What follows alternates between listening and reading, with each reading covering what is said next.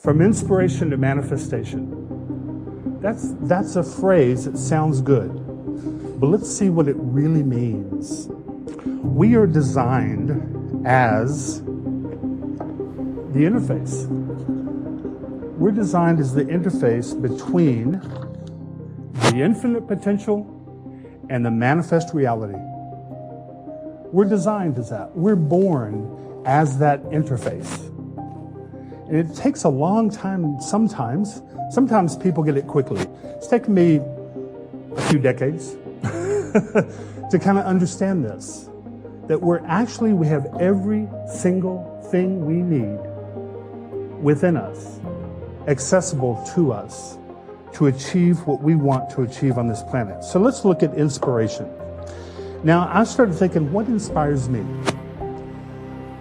I am a sap at a live performance when the actor or the singer gets into that groove and the chills go over my body and a tear runs down my eyes because they're in sync. You know, you can tell that when someone's there. And then I was thinking, when I teach a class or I coach someone or I get to witness that spark of recognition go on in someone's eyes, someone's heart, you can feel it because we're all this same presence, just uniquely individualized as each person. So you can feel that, you can sense that, and that so much just moves me, and I know it moves everyone. Now, but what was it when I was a kid? Now, some people know I'm an electrical engineer by degree, and so I like technical things and little things. So as a kid, I remember maybe first or second grade, my parents got me the Batmobile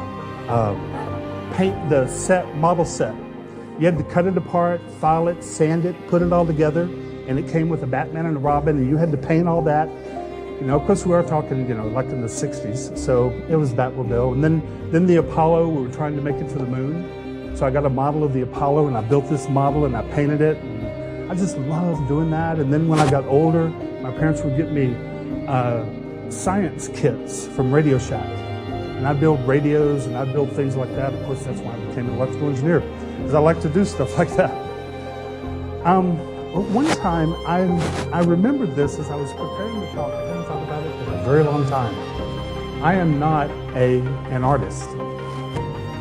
Connie is. Look at the vision board and look at her art. She's only been painting for 2 years.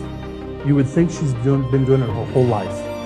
But I remember sometime junior high, we'd finished breakfast, and I was sitting at the breakfast table with my parents, and I got a piece of paper and a pencil. And we had one of those things you have on your kitchen wall, like a mold of something, a mold of a pot or something.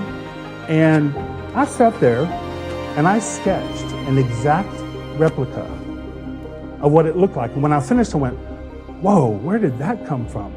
Because I'd never done anything like it, and I've never done anything like it since. But it was in the moment, I was inspired, I did it. I thought, wow, that's interesting. So that's in me somewhere, right? Just has to be tapped. What is it that inspires you now? What is it that gets you moving? Is it art? Is it poetry? Is it movement? Is it architecture? Is it some dream inside of you that wants to come forth? What is it that gets you inspired? What inspired Gandhi? Somebody from a lower caste system in India stood up to authority, not with force, with complete nonviolence. We now have a season of nonviolence that happens in some of our centers that Michael Beckwith kind of began with Associated Global New Thought organization, but that's available. But what is it that was so resonant in Gandhi that the whole society responded? That's that presence. What is it that inspires you now?